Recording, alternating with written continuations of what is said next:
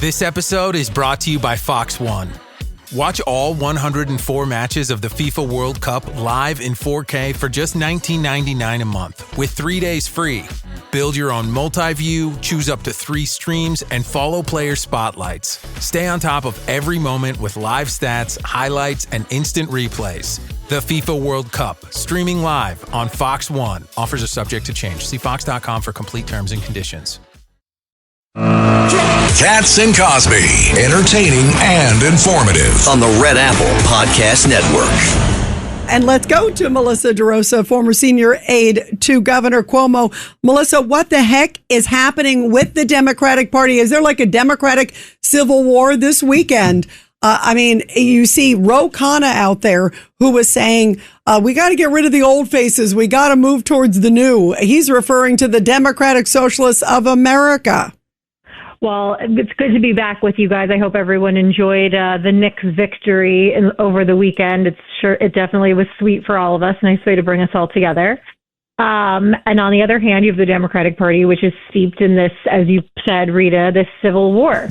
And it's playing out in our own backyard in a truly fascinating way, because you've got Chuck Schumer, who is the Senate Minority Leader, but the conference leader of the Democrats, and Hakeem Jeffries, the conference leader of the Democrats for the House. And they've got preferred candidates in Brooklyn, in Washington Heights, in the Bronx.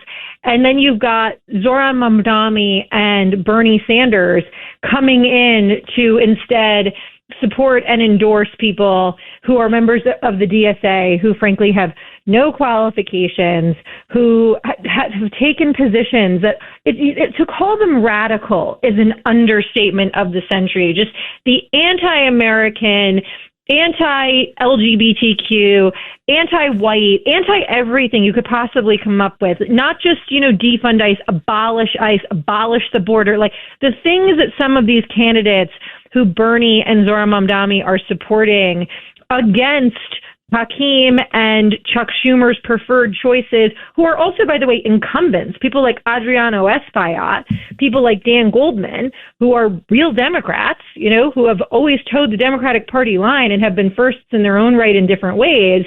And they're coming into Hakeem and Schumer's backyard because right now this is the tail that wags the dog. This is the socialists are trying to make their move to take over the Democratic Party and fooling it all the way to the extreme. And it's playing out here in New York. And right now we've got early voting going on.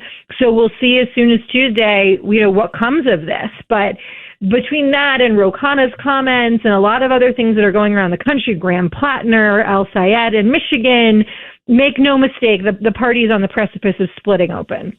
Yeah. So who wins this fight? And then, the other thing I thought of, too, was you've got Chevalier. That's the woman, the Democratic Socialist, who Mamdani's backing in New York. And then you got in D.C. that woman who looks like she has a good chance. And she's a Democratic. She's a Democratic Socialist. She looks like she's going to be elected as mayor of the District of Columbia. Isn't that awful? Yeah. And they pick like solid Democrat seats. It looks like that's the interesting thing, Lisa, Melissa. You look at like the Holloway in New Jersey.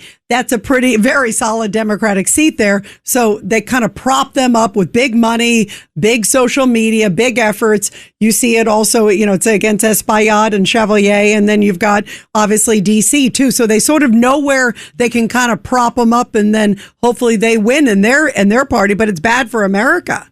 No, exactly. They're going after these safe Democratic seats so that they don't have to confront a general election necessarily. And even in places like Michigan, which is purple, Al Sayed is running with his arm around Hassan Piker and Bernie Sanders, and he's running on the DSA type platform. And, I think they've made the calculation they'd rather win that primary and lose the general election, but have won the primary than win the war. And it is right now a strategic takeover of the party. And, it's interesting. If you look up the definition of the word parasite, it is an organism that latches on to the larger being, and it sucks and feeds off of them in order to grow themselves with the ultimate goal of killing the host. And that is what is happening. The socialists are parasites on the Democratic Party, and they've latched on, and they are now trying to take No, you're over wrong. the traditional They're parasites Democratic in the Party. entire country. Yeah. And it's just, and I like to remind people, Bernie Sanders, who's out there leading the charge on this, is number one, every time they say, oh, it's time for the older guard to retire and step aside. Okay, well, Bernie Sanders is like 122 years old. So is he stepping aside too? Because I don't think the rules should just apply to And Melissa, he's Schumer and never Nancy been a Pelosi. Democrat.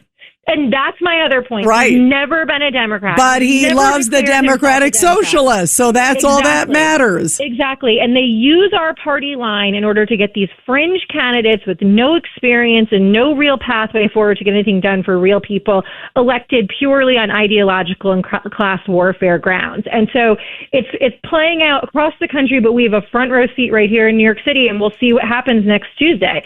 They're putting a lot of political capital into those 3 congressional seats. I think Brad Lander has got Goldman. I think Goldman's pretty much cooked.